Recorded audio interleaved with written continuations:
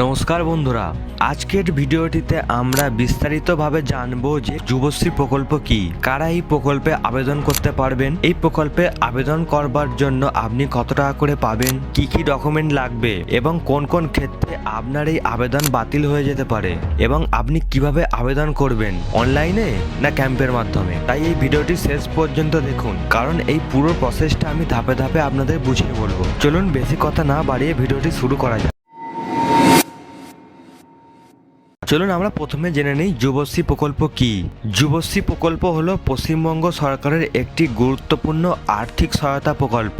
এই প্রকল্প রাজ্যের শিক্ষিত বেকার যুবক যুবতীদের জন্য চালু করা হয়েছে। এই প্রকল্প চালু করার মূল উদ্দেশ্য হলো যারা চাকরি খুঁজছেন কিন্তু এখনো চাকরি পাননি, তাদেরকে মাসিক আর্থিক সহায়তা দেওয়ার জন্য সরকার এই প্রকল্পটি চালু করেছে, যাতে তারা চাকরি খোঁজার সময় কিছুটা অর্থনৈতিক সাপোর্ট পান। চলুন এবার আমরা জেনে নিই এই প্রকল্পে আবেদন করবার পর আপনি কত টাকা পাবেন। এই প্রকল্পের আওতায় প্রতি মাসে 1500 টাকা করে দেওয়া হয়। এই টাকা সরকারি আবেদনকারীর ব্যাংক অ্যাকাউন্টে ডিবিটি নামে পাঠানো হয়। তাই আবেদন করার সময় সঠিক ব্যাংক অ্যাকাউন্ট দেওয়া খুবই গুরুত্বপূর্ণ। চলুন এবার আমরা জেনে নিই কারা কারা আবেদন করতে পারবেন। এই যুবশ্রী প্রকল্পে আবেদন করতে হলে আপনাকে পশ্চিমবঙ্গের স্থায়ী বাসিন্দা হতে হবে। আপনার বয়স 18 বছর থেকে 45 বছরের মধ্যে হতে হবে। আপনাকে ন্যূনতম মাধ্যমিক পাস হতেই হবে। এমপ্লয়মেন্ট ব্যাংকে নাম নথিভুক্ত থাকতে হবে। আবেদনকারীকে সম্পূর্ণ বেকার হতে হবে। মনে রাখবেন, এমপ্লয়মেন্ট ব্যাংকে রেজিস্ট্রেশন না থাকলে আবেদন গ্রহণ করা হবে না। চলুন এবার জেনে নিই আপনার কি কি ডকুমেন্ট লাগবে। আবেদন করার সময় সাধারণত যে যে ডকুমেন্টগুলো প্রয়োজন হয় সেগুলি হলো আপনার আধার কার্ড, ভোটার কার্ড, বাসস্থানের প্রমাণ, শিক্ষাগত যোগ্যতার certificate, employment bank registration number, bank পাসবুকের কপি, পাসপোর্ট সাইজ ছবি।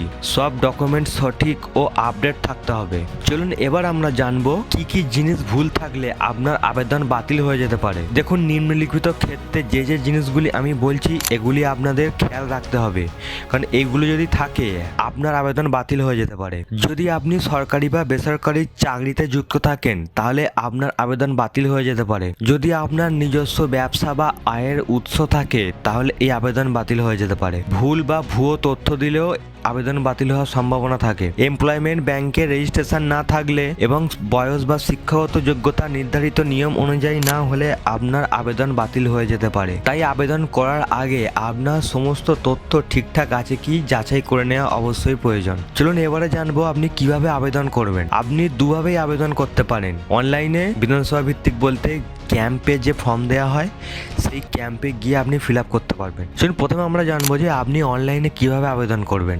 এমপ্লয়মেন্ট ব্যাংকের অফিসিয়াল ওয়েবসাইটে গিয়ে প্রথমে রেজিস্ট্রেশন করতে হবে, তারপর লগ ইন করে ফর্ম পূরণ করতে হবে এবং প্রয়োজনীয় তথ্য সাবমিট করতে হবে। চলুন এবার জানবো আপনি বিধানসভা ভিত্তিক ক্যাম্পে কিভাবে ফর্ম ফিল আপ করবেন। অনেক সময় প্রতিটি বিধানসভা এলাকায় বিশেষ ক্যাম্পের আয়োজন করা হয়। এই ক্যাম্পে সরাসরি ফর্ম দেওয়া হয় এবং সেখানেই ফর্ম ফিল আপ করার সুযোগ থাকে। আপনাকে আপনার এলাকার বিধানসভার অফিস বা ব্লকে গিয়ে খোঁজ নিতে হবে যে কবে ক্যাম্প বসবে। ক্যাম্পে গেলে প্রয়োজনীয় ডকুমেন্ট সঙ্গে নিয়ে যাবেন, তারাই আপনাকে সাহায্য করবে ফর্ম পূরণ করতে। চলুন এখানে আমি আপনাদের একটি গুরুত্বপূর্ণ তথ্য দিয়ে রাখি। ফর্ম ফিল আপের সময় বানানো তথ্য ঠিকভাবে লিখবেন। ব্যাংক অ্যাকাউন্ট আধারের সঙ্গে লিঙ্ক আছে কিনা দেখে নেবেন। মোবাইল নম্বর যেন সচল থাকে। সচল বলতে আপনার মোবাইল নম্বরে যেন ওটিপি আসে।